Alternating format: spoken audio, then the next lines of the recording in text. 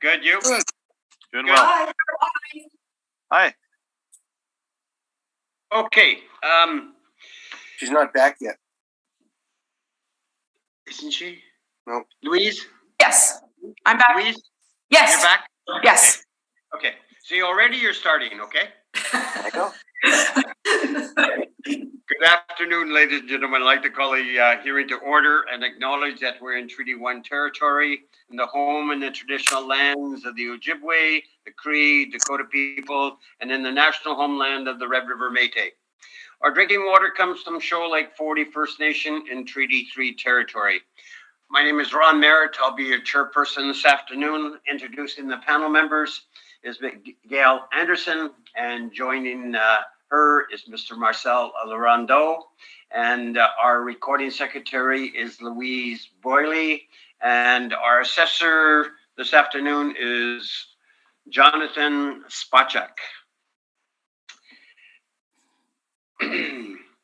This afternoon we'll be hearing application of revision of the assessment roll in accordance to the Municipal Assessment Act. The matters for which revision is requested has been described in each application, and we'll limit discussions to those matters. The statements that are made at this hearing are sworn testimony, and anybody speaking in these matters must be sworn in.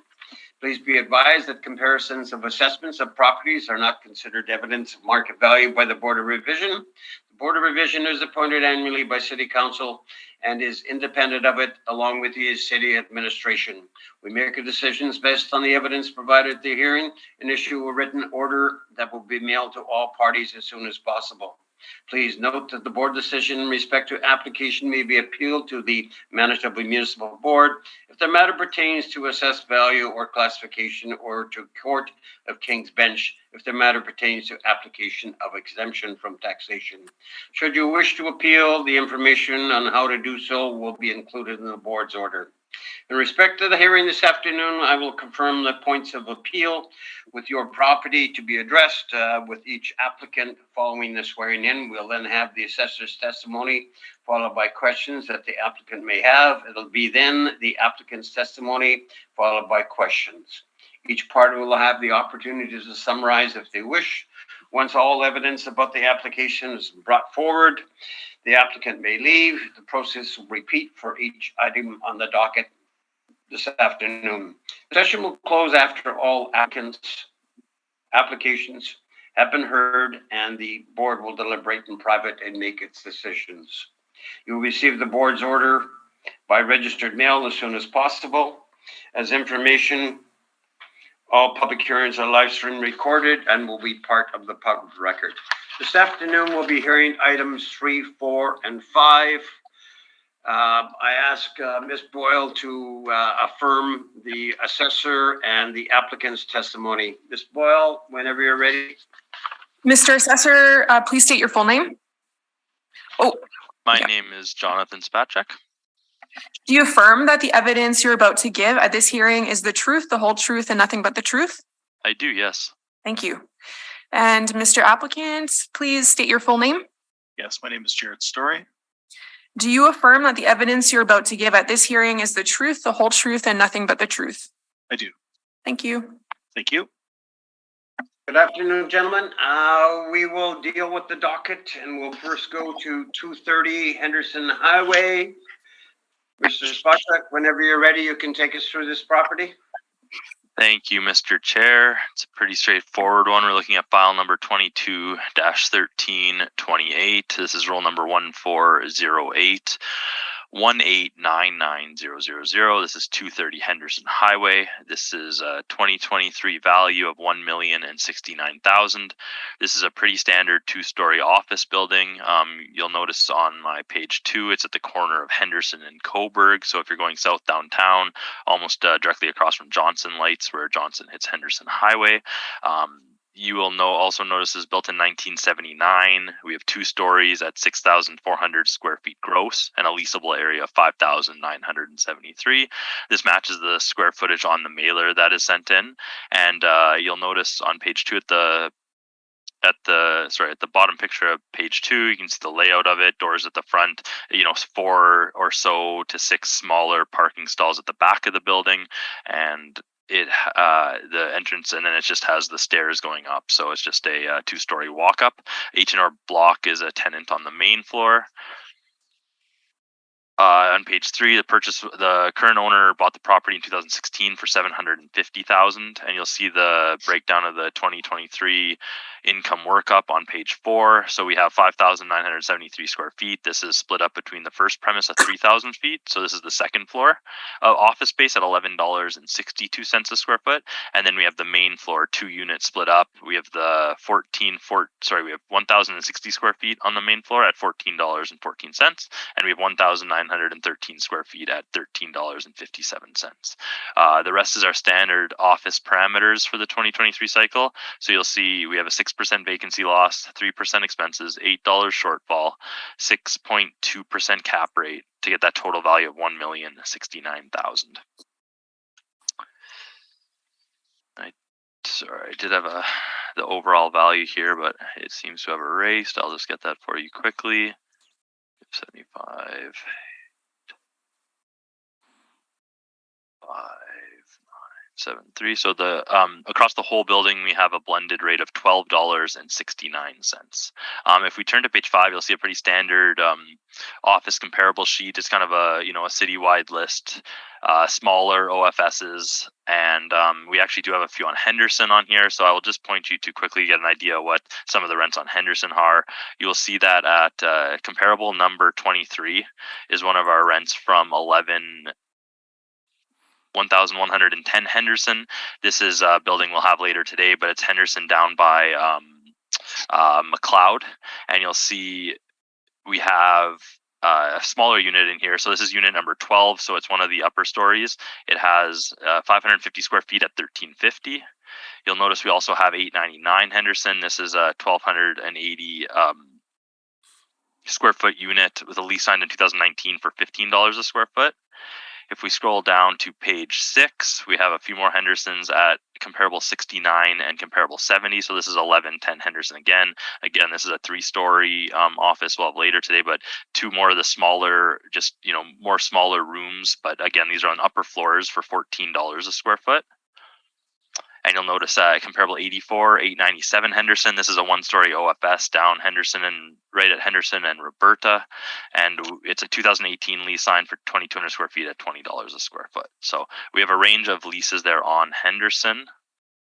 And if we turn to page 11, you'll have the income and expense mailer filled out, and you'll notice that we have the matching square footage. We have income and expenses reported. We have 2 tenants in place, and you'll notice that on page 13, the H&R Block tenant is on the main floor. They're getting approximately $12 a square foot. The other main floor unit is vacant as of the reference date, 1,913 square feet. And then the top floor, I believe, is a book rent in place, apparently related to the owner, but it's at approximately $12 as well. So, the $12 is not unreasonable to me, what they're paying. We're coming in for the whole building at approximately $12.69, and then we just have our standard OFS parameters. So that's a breakdown of the building and what they have sent in. And if you have any questions, please let me know. Thank you. Thank you, sir. Mr. Story, questions of the assessor? I just have a few. Yes. Can you all hear me? Okay.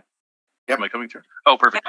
Okay. Mr. Spacek, so you'd mentioned a couple of these rental comps on Henderson, but this is the 200 block. So this would be, this would be West Elmwood, correct? Absolutely. Yes. Yeah. And then once you get into let's say the 1,000 block or so, that would be Kildonan Drive. So that's, those would be superior, would they not? Yeah. And I'm sure there's not a ton of OFS on Henderson. I'm kind of listing exactly what we have, and closer to the bridge, probably not as desirable as down towards the northern end of Henderson. Okay, and so we have 4 parking stalls at this property. Is that? I don't know if you sounds right. Yeah. Okay, and I guess my other question is now the on page 4, this is all model drive. This whole workup, correct? Correct. And H&R Block is in at $12, and that's can we agree that's a strong covenant in a professionally managed property? Sounds correct. Yes. Yeah.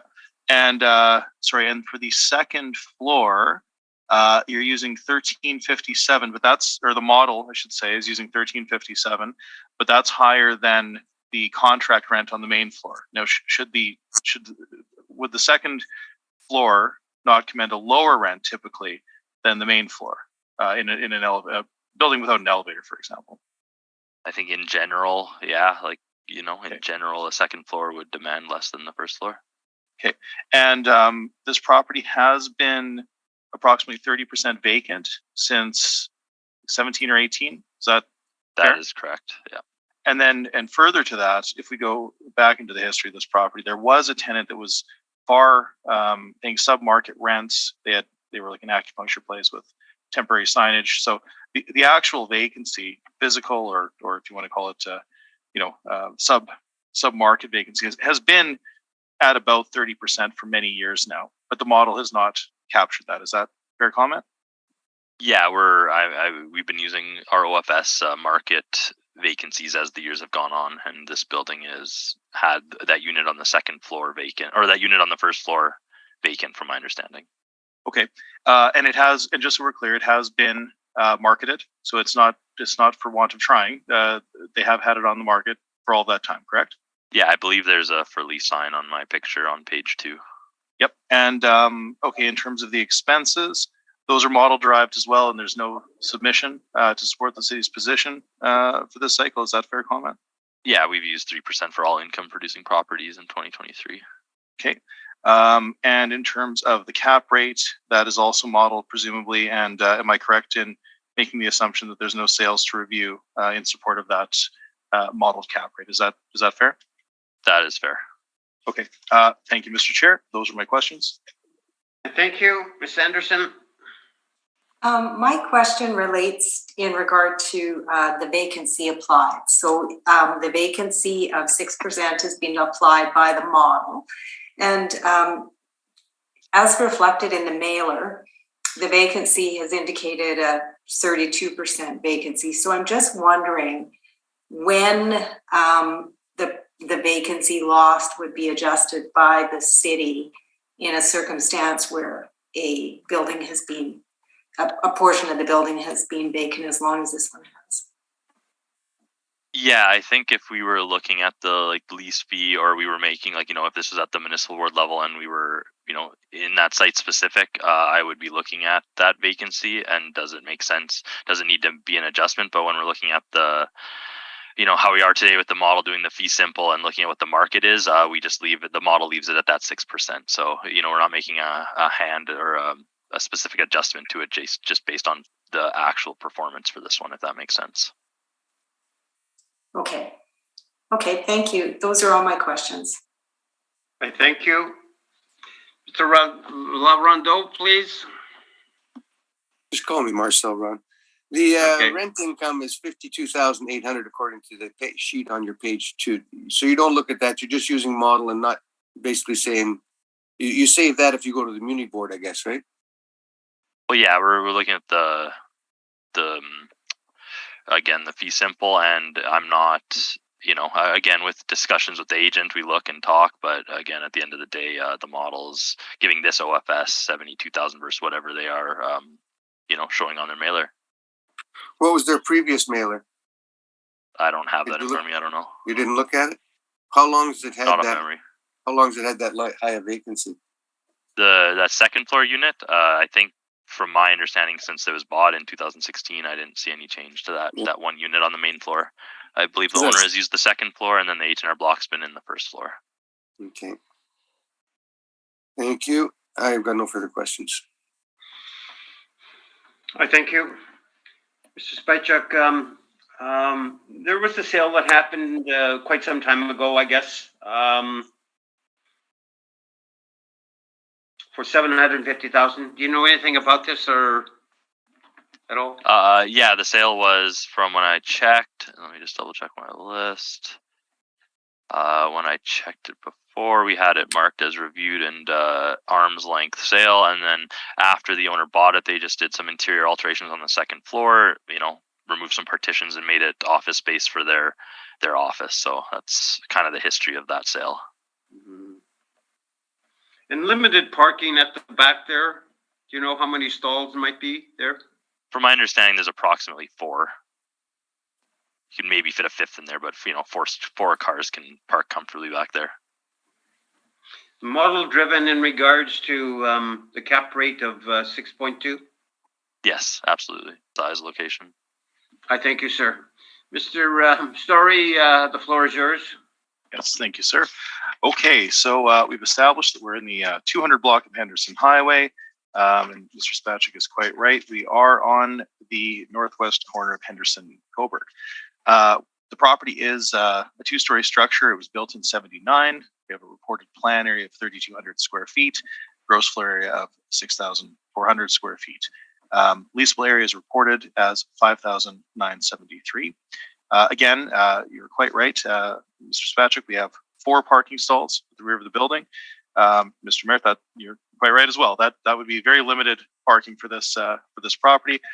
There is an elevated vacancy level in this property, and it just flipping back through. If you go on the time slider on Google, you can see in 09 and 10 there was vacancy issues then too. That vacancy has persisted. Sanderson, that's a good question regarding when does the model start to recognize a vacancy problem. I don't know, but we've certainly elevated our vacancy beyond what we'll call a typical vacancy rate for an OFS based on the performance of the property. We are indeed looking at the property on a site-specific basis and have made an adjustment. So, in terms of our potential market rent, I mentioned in my questions that that H&R Block is indeed a good covenant. It's a property that's professionally managed, and they're in the main floor at $12 per foot. Unit 2 was vacant at the reference date, and Mr. Spacek is correct. The second floor is a non-arm's length lease to a related party. So we looked at some comparable rents. Now the rents on Concordia will be the best rents that I have here for upper level space, and those are indicating an average of $9.35 and a median of $9.30. And I think we've established that. I don't know that we are debating the question as to whether or not, in all else held equal, that the second floor rents would typically be lower than the main floor rent. So we have a contract rent that is known at the reference date of $12. Based on the comparables, similarly professionally managed properties, similar vintage, those are commanding between $9 and $9.30 on the upper level. We have indeed applied $9.30 for the upper level of this building. In terms of the non-arm's length space, that's the $9.35. In terms of the vacant space on the main floor, again, we know that H&R Block is in at $12. That's 1,060 square feet, 1060. The vacant space is 1,913 square feet. So again, we've provided some comparables here, but it stands to reason that based on economies of scale, that space should lease for a slightly lower amount than the $12 being commanded by the H&R Block space. So we have indeed applied $11.75. So ultimately, our overall rent, based on the performance of the property and based on comps that we found in the market, we are using an overall blended rent for the 2 floors of $10.59. Now, excuse me, we did mention vacancy. The vacancy has been persistent since at least 2016. It does appear that there were vacancy issues in the past. I just mentioned that because it is interesting. But we have applied a vacancy rate of 15%. We think that's reasonable on a site-specific basis. And so for the reasons that we've outlined here, 15% seems reasonable. Shortfall does not appear to be in dispute. As you all know, I know that you've all heard our piece on non-recoverable expenses. We do continue to apply 5% as an allowance to the effective market income based on non-recoverable or non-rechargeable expenses. And I do note that when you have elevated vacancy, because space marketing and leasing commissions do form a big part of that allowance, they're particularly germane to our discussion with regards to this property. So we always apply our 7% allowance as 2% for structural, 5% for the for non-recoverables. But I will point out that on a site-specific basis, when we do have this elevated vacancy, it is perhaps even more pertinent. So we have applied a 7% allowance as we do. We've also been provided with our office cap rate study. It is summarized for you on page 17.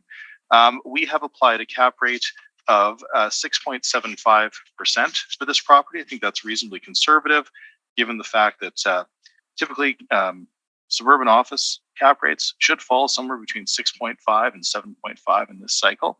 We have an older property. We have some degree of difficulty in terms of leasing, and we're in Elmwood. So, and Mr. Spacek is quite right. There's something of a dearth of these offices in this area. It's not completely typical.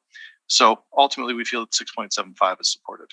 So when taken all together on a site-specific basis, we arrive at an overall value of 634,515. Again, that's 634,515, and that's based on an NOI of 42,830, capitalized with a cap rate of 6.75%. And we, of course, round that value to $635,000.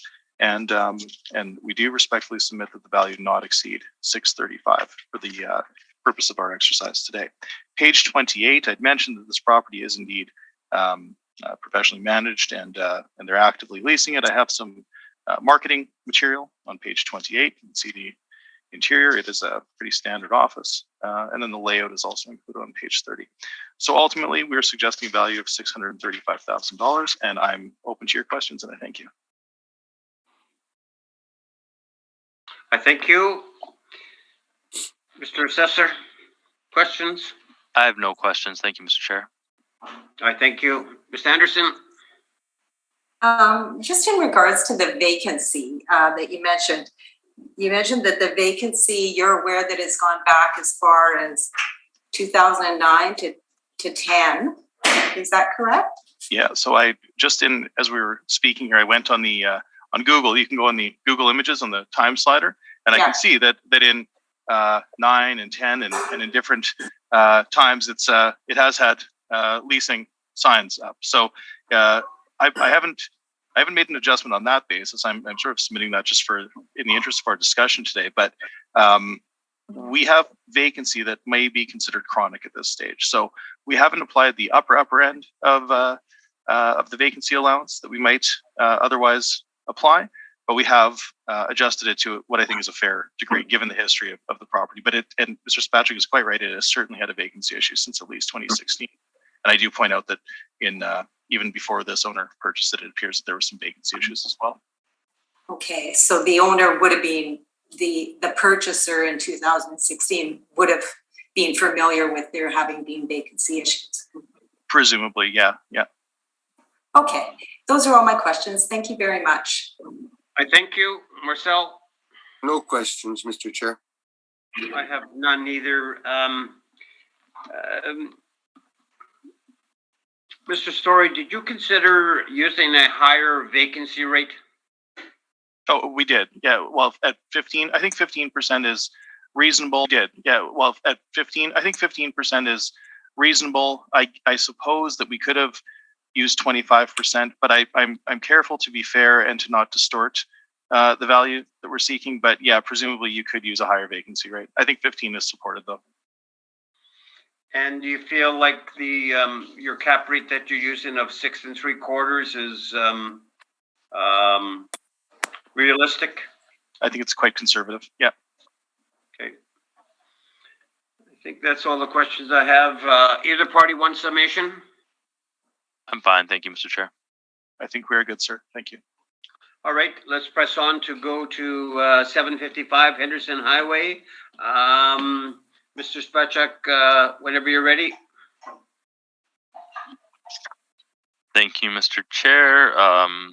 We are at 755 Henderson, so we're now moving north down Henderson Highway, just past Kimberley Avenue. We're at file number 22-3172. This is roll number 0201136700. This is 755 Henderson Highway. We are on the east side of Henderson Highway, north of Kimberley. And what happened here is in 2016, it was an old folks home. It was torn down. The land was purchased. for 500,000 the land was purchased in 2010 for 500,000, and this building was put up in 2016. So we have the Henderson Business Center. You can see it on the bottom of page 2. The way it's laid out is main floor sort of retail tenants. One of them in there is like a kind of a smaller grocery store, and then the second and third floor of the building is offices. So it was built in 2016. We have a gross floor area of 3,140 and a total leasable area of 23,894. If you could just write this down, as I didn't include in my brief, I've made an adjustment. So I'm doing a recommendation on this property. It's a pretty straightforward one. So really, you're just taking the total value, 5,167,000, and I'm just making an adjustment of 431,250. And when you take that off, we have a total 2023 value I'm requesting of 4,736,000.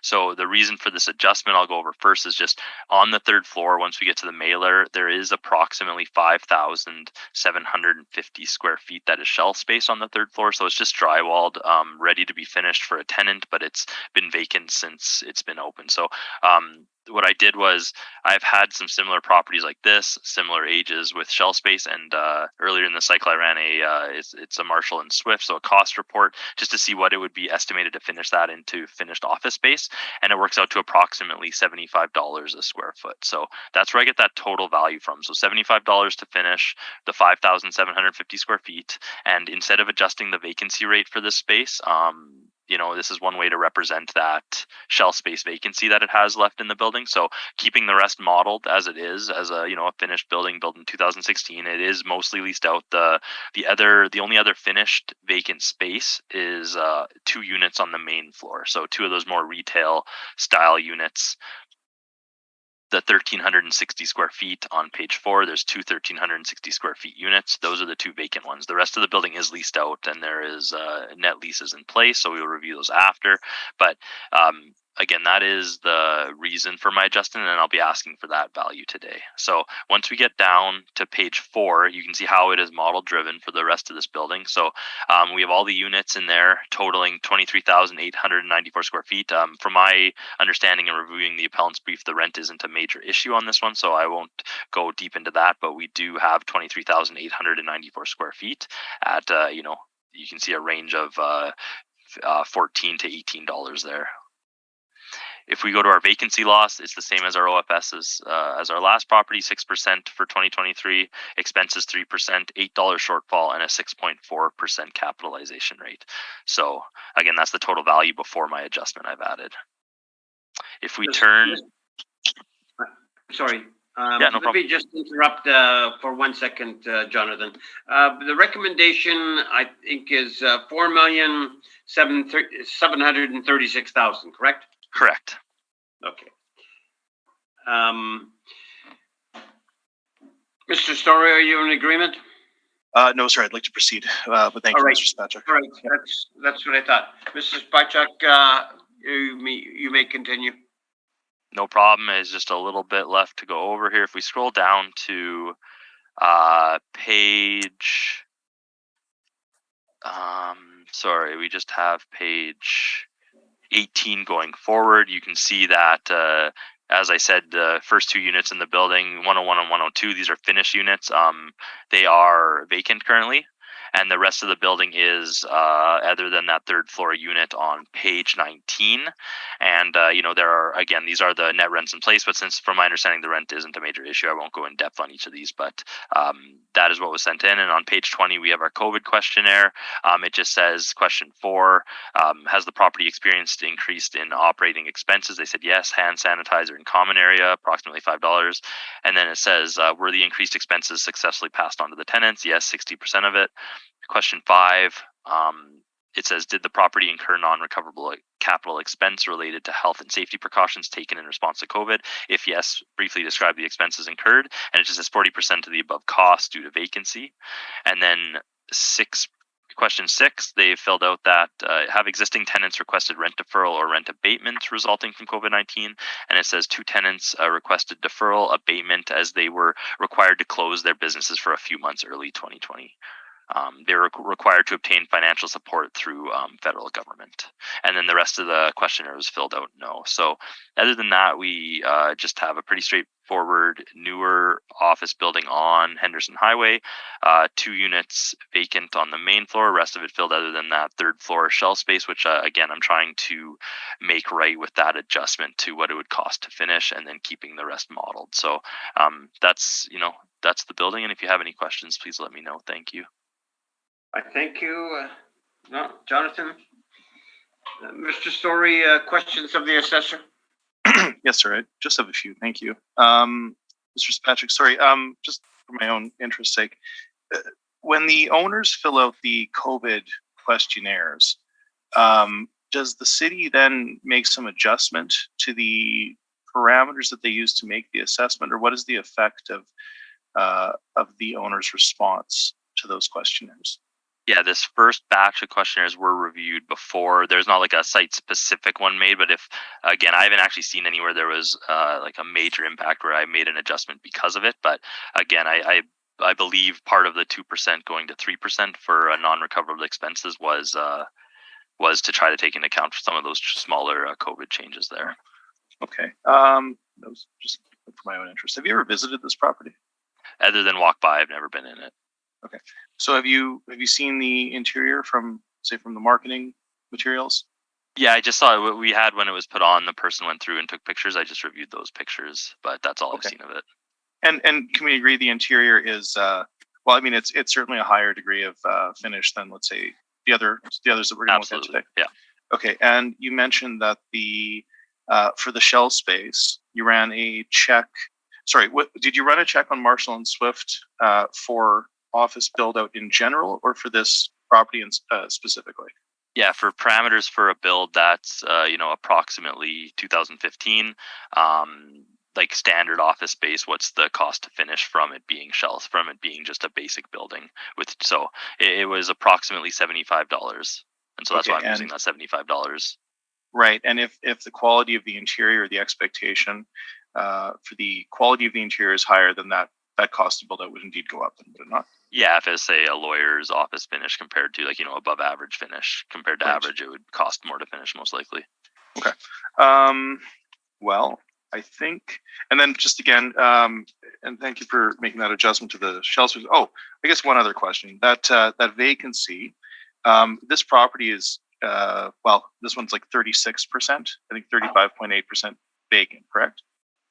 If you're counting that shell space, yeah, and then if you're just counting the first 2 units, it's approximately 11%, I believe. Those two, right. Or 9%. Well, the shell space is vacant. It's yeah.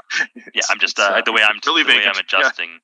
I'm just trying to explain the way I'm adjusting the vacancy is Got it. to finish it as opposed to adjust the vacancy rate for the building. Okay, and the model wouldn't necessarily be quote unquote aware of that, so this is just algorithmically applied or generated, correct? Yes, for this absolutely. workup. Okay. I think I will leave my questions there, Mr. Chair. Thank you. I thank you. Ms. Anderson? I have no questions. Thank you. I thank you. Marcel? No questions, Mr. Chair. Okay, I thank you. Mr. Spychuk, the land was purchased in 2010 for $500,000. That's what it looks like, yes. Okay, and do you know anything about this? Like, I think you had said that there was another building on it, and did they demolish it? Yes. Or was there just one building or a couple? You know what? From memory, it was one building and then one on another lot behind it, but I'd have to look. Again, I'm just going off memory on that one, but the new build was just on the Henderson lot. Mm-hmm. Okay. Was the permits taken out? Yeah, I did review the permits. There's been lots of kind of interior alterations as they've filled the building over the years, and then there was a new construction permit, but it did have no declared value on that new building. Oh, okay. So there's nothing declared on the permits? It didn't have that declared value filled out that I sometimes reference if it's there. But it was not on this one. It just had the new construction. Yeah.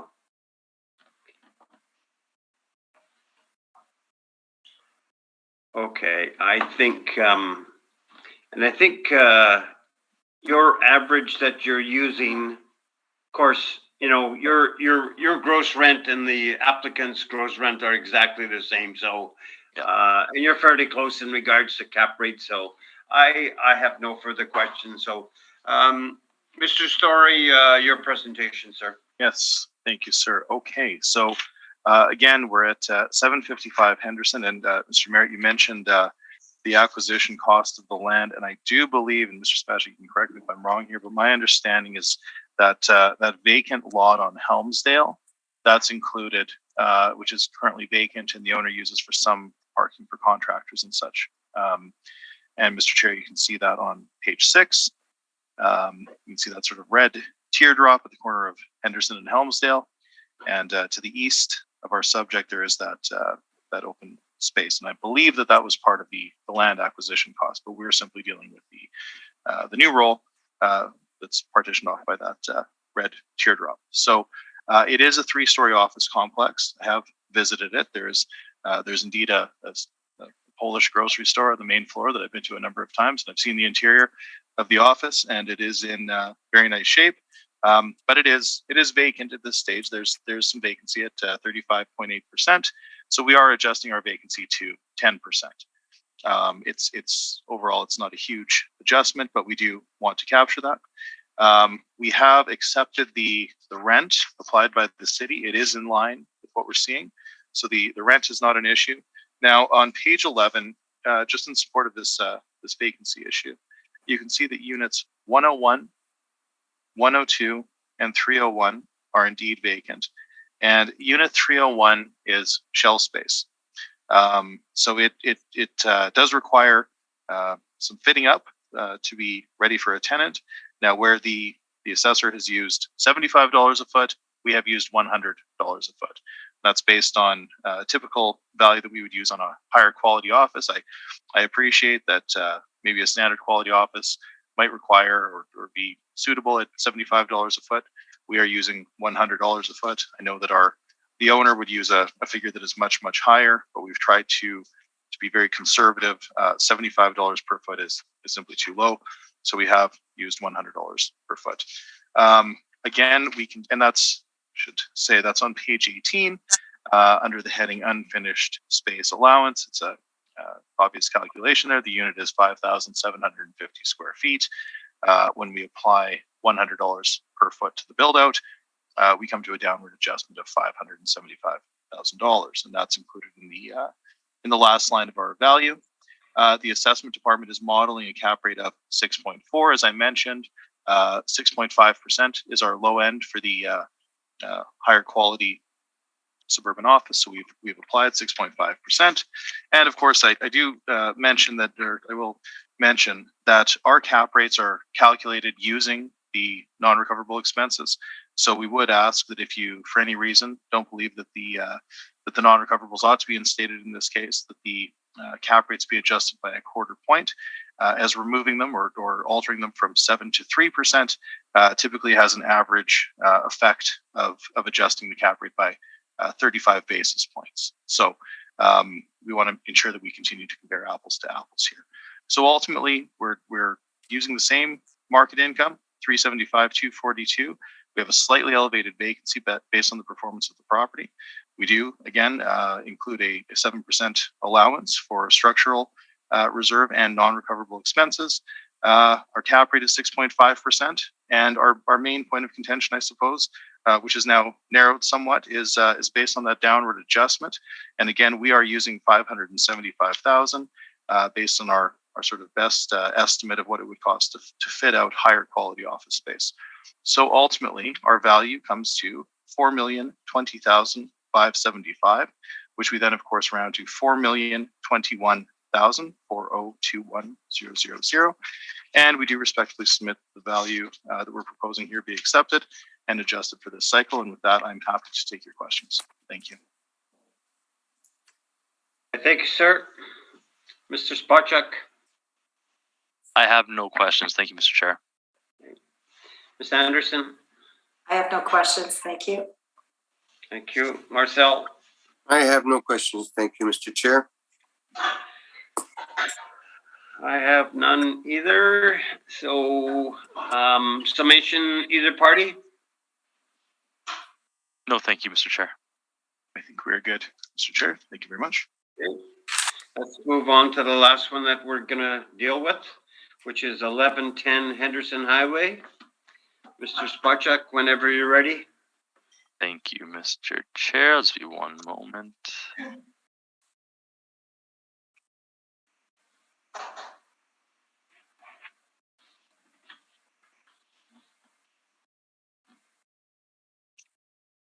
All right, we are now looking at 1110 Henderson Highway. So we're going more north down Henderson. We're now almost at the corner of Henderson and McLeod. We have file number 22-1708, roll number 140004333300. This is a 2023 value of $1,576,000. We have a 3-story office building. This is built in 1971. It has a gross floor area of 12,315 and a leasable area of 9,700. If you scroll down to page 2, you can see exactly where it's located. If you are familiar with Henderson Highway at all, to the north is the Starbucks, and the drive-through runs in between the two buildings. You can see the parking on the front, and again, then the offices in the back of the lot. If we turn to page 4, you can see the breakdown of this building. It's a multi-tenanted building. Across the 3 floors, you have some of the larger square footage spaces, around 1,200 to 1,800 square feet, and then there's a lot of the smaller units, you know, those smaller 1-unit offices at like 400 square feet up till 800 square feet there. But the total is 9,700, and the overall blended rent for the building across the 3 floor is $12.19. We have a vacancy loss of 6%, 3% expenses, $8 shortfall, 6.55% cap rate. And again, I've went over the similar, some of those comparables I've used are actually in this building. So if we scroll down to page 11, just to quickly see how this building is performing, you can see some of the rents that are in place on page 11. So the way they've sent these in is by the unit. You can see the tenant, you can see the square footages, and then you can see the rental rates in place. And sorry, I had a breakdown here, I thought. Just give me one moment. But either way, you can see here, again, these rents in place. You can see when they've commenced. So the earliest one, or the most recent one, is actually the florist's small unit 440 on the main floor. January 1st, 2020, they negotiated $1,175. You can see the 1,200 square foot unit, the chiropractor's at $12 a square foot. You have an 1,800 square foot unit in the building at $950. The 1,430 square foot units are at $1,425 and $10. And again, some of the other smaller ones range from $13.50 to $14. Riverbend Counseling, I believe, has a storage unit, or it's the 437 one is at $5 a square foot compared to the other one at $10. And then there's a step up at the 720 square foot, $10.50, $11.25, $12 that runs from June 1st, 2020 to May 31st, 2023. And then Shoal Developments has 510 square feet at $14 a square foot. So you can actually see the breakdown of the income and expenses from 12 to page 14, but that is what they've sent in. And again, we've had a couple properties on Henderson now. If you have any questions on this one, please let me know. Thank you. I thank you, sir.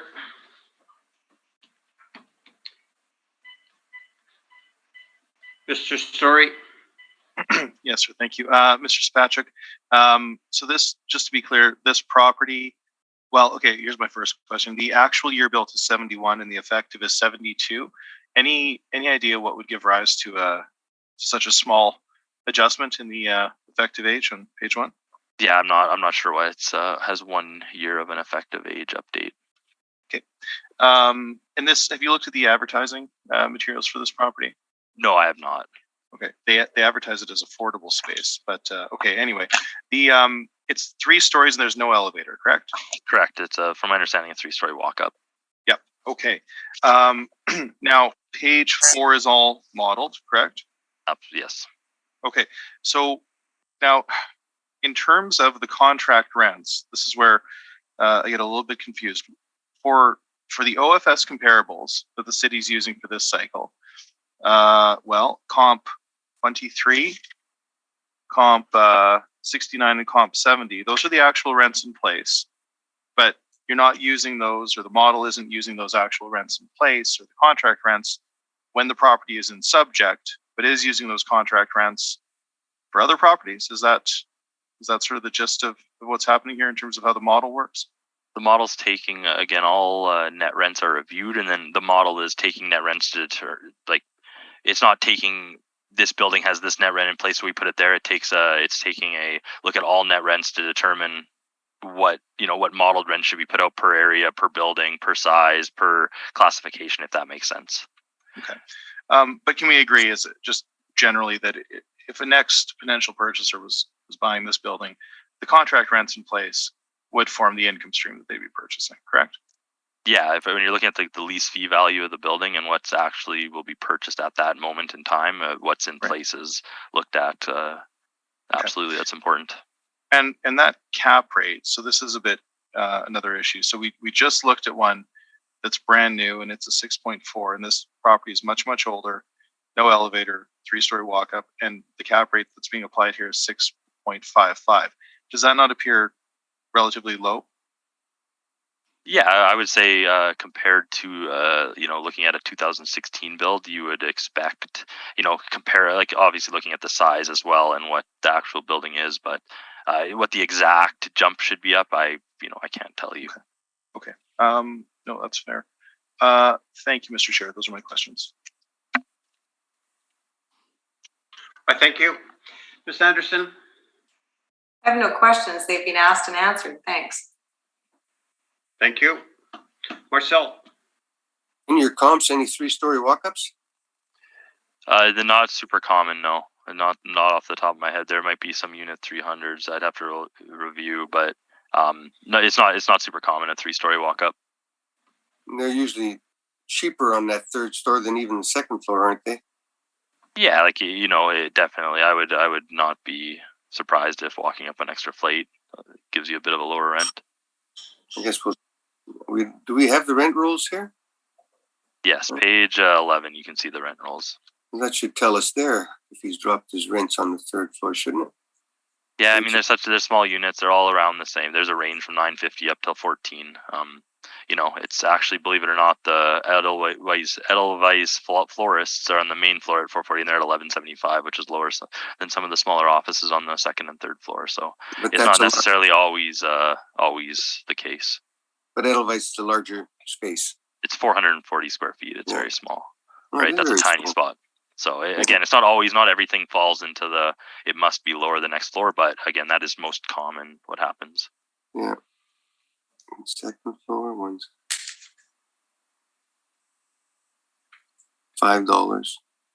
Yeah, and I believe that's some sort of store. It's not, because they pay $10 for their 1,430 square foot unit, Riverbend Counseling. Yeah. And then whatever unit 18 is, they pay $5. So they probably got storage on that. That would be my assumption. And you would have charged a higher rent on that one for sure. Because you had nothing in the $5 range, did you? Yeah, no, it's market rent for the space. Then, if it is storage, it's not classified as that. So Shoal Development is the only one that's in that $14 range. And Shoal Development, yeah, units 14A, 17, and unit 19. Yeah. Okay, thank you. No problem. I thank you. Mr. Spacek, you're probably familiar with this property. I would assume that you live out that way. I am out on Henderson. That's the Starbucks I use. Okay. Okay. There's 2 buildings here, is there not? 2 buildings on this lot? Yeah. Yeah. I would have to look. I mean, okay. And if the building right next door, the apartments? The apartments are set back. Because there's a building next door, but it's like kitty corner, but they're 2 separate titles, like they're 2 separate lots. They're not attached or anything. Oh, but the building next door has like the bakery on the main floor, if that's what I'm thinking of. Yep. It's a very similar style building, but it's okay. So there's 11 tenants in there. Is that correct? I would say so. Yeah. In the 3-story one we're looking at today, yeah, I believe so. That's what's filled out on the mailer. Yeah, and they some of them are quite small, like you said. Yes, some of the units, yeah, they look like smaller, kind of single office, 400 square foot. Some so the average rent that you're using is $12.19. Is that correct? Yeah. I determined $12.19. Yeah. Yeah. Okay. So with 11 tenants being there, or 11 businesses going on, is there sufficient parking at the front there?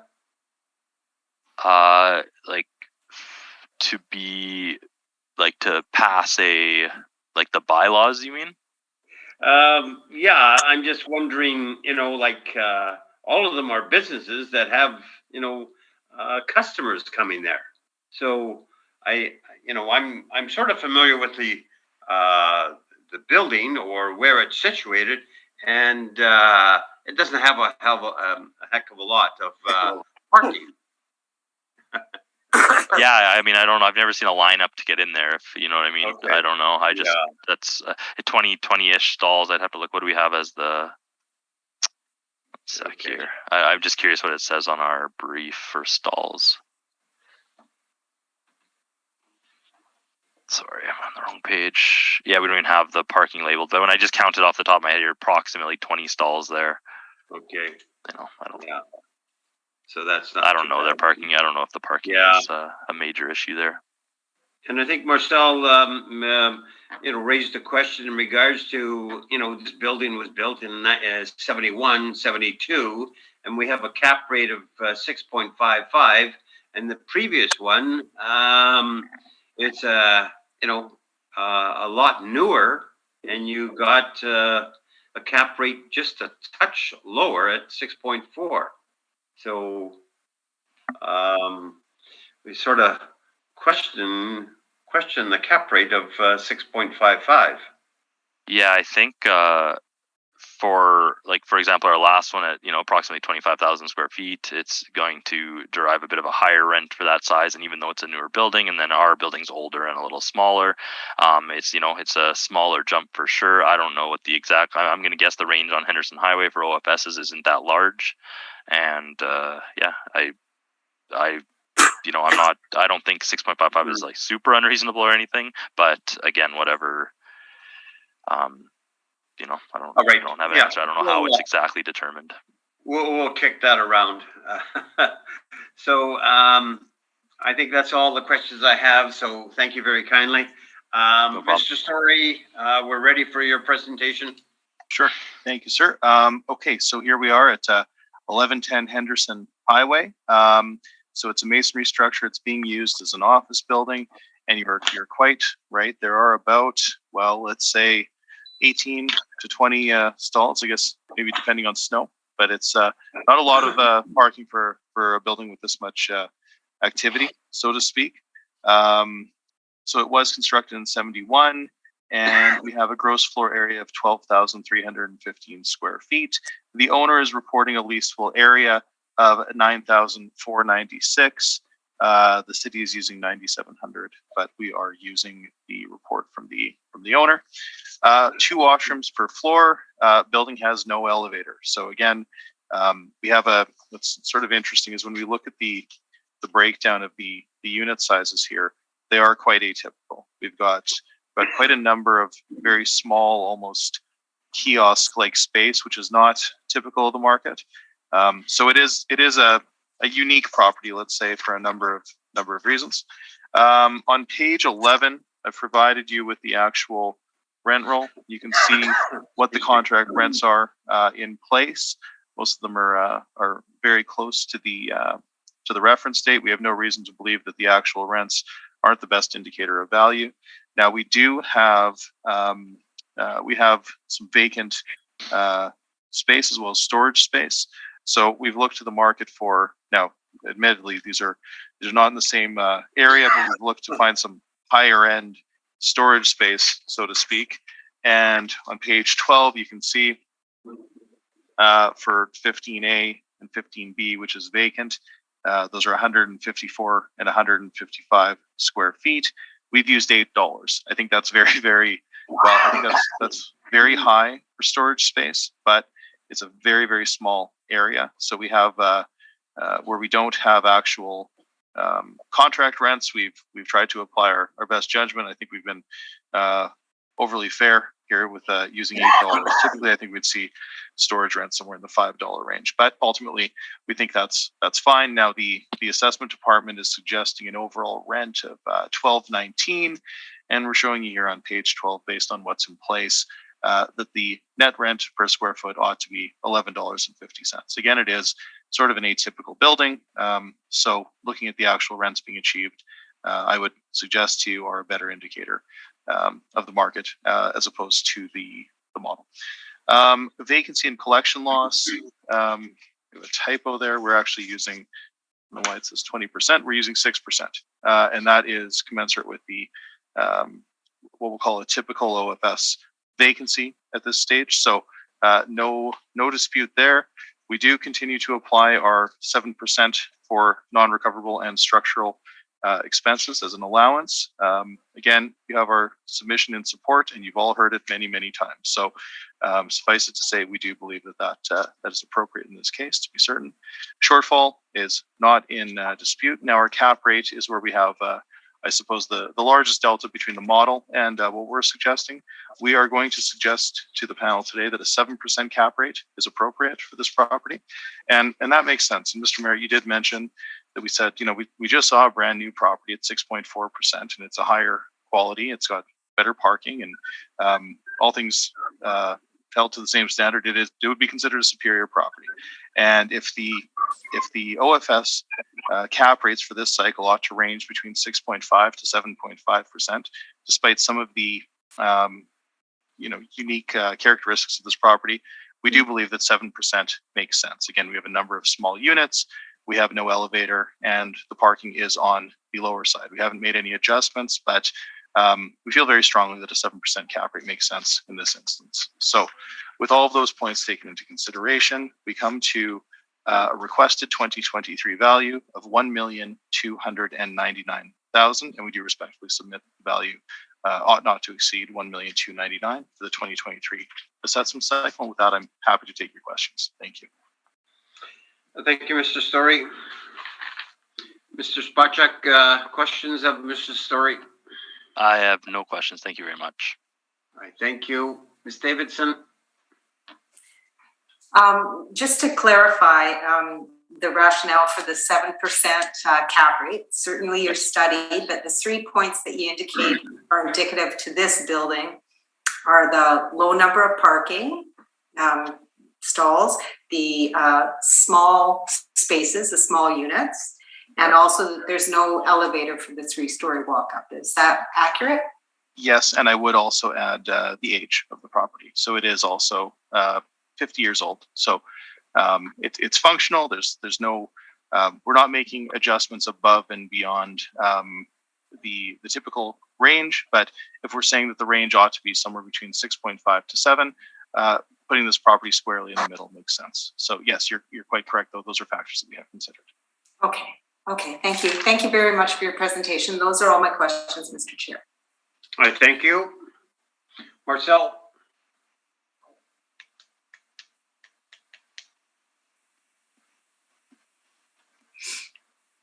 You're muted.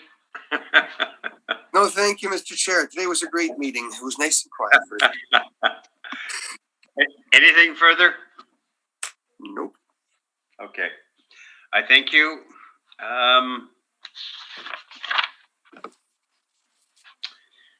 Mr. Spacek, thank you for your presentations. You were finished for the day. Mr. Story, thank you for your presentations and results very soon. And we have heard all the items scheduled, and this hearing is now adjourned. Thank you. Thank you for your time, everyone. Have a great day. Thanks, everyone. Thank you. Have a great day. Yeah, Jonathan. Oh, I just about hit end. Oh, you could have done it without me. Are we going to take 5 minutes?